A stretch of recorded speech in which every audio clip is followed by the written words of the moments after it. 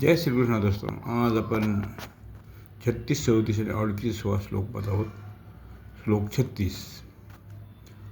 असंयमात्मना योगो दुष्प्राप इति मे मतिहा वश्यात्मना तु यतदा शक्यो वाप्तु मुपायताः.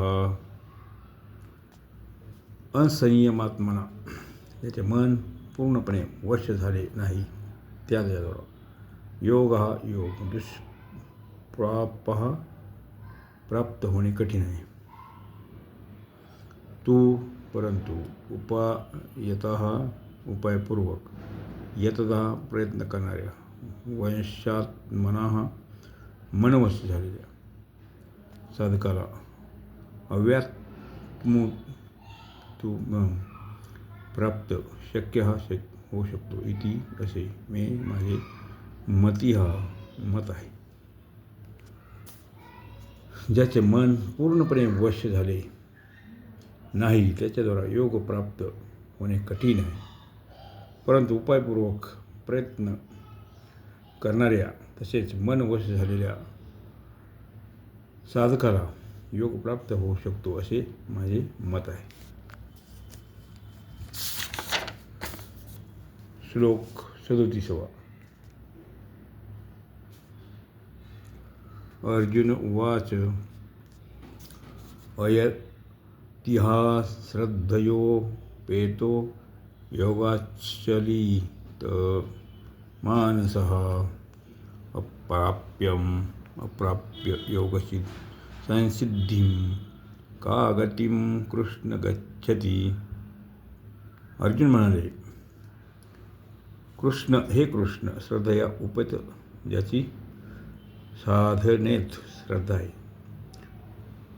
अयतिहा परंतु ज्याचा प्रयत्न शिथिल आहे, त्याचे अंतकाळी जर योगापासून चलित मानसः मन विचलित झाले तर योगसंसिद्धम तो योगसिद्धी अप्राप्य प्राप्त न करता काम कोणत्या गतीला गच्छती जातो.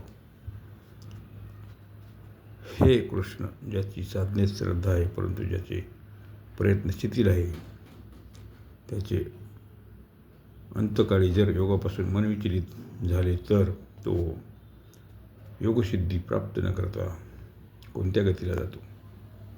श्लोक 38.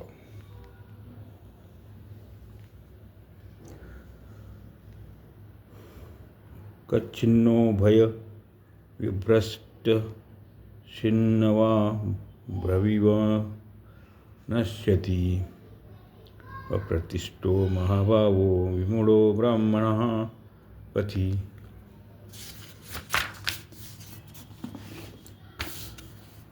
महाभाव अप्रतिष्ठा संसाराच्या आश्रयापासून रहित आणि ब्राह्मण परप्राप्तीच्या मार्गात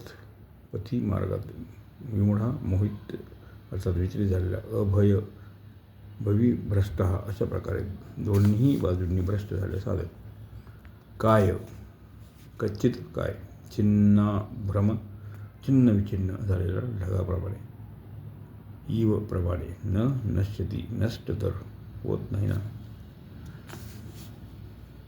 हे महाभाव, संसाराच्या आश्रयापासून रहित झालेला आणि परमात्मा प्राप्तीच्या मार्गात मोहित अर्थात विचलित झालेला अशा प्रकारे दोन्ही बाजूंनी भ्रष्ट झालेला साधक काय छिन्न विच्छिन्न झालेल्या ढगाप्रमाणे नष्ट तर होत नाही ना. अशा प्रकारे 38 श्लोकाचा अर्थ येथे संपत आहे. जय श्रीकृष्ण.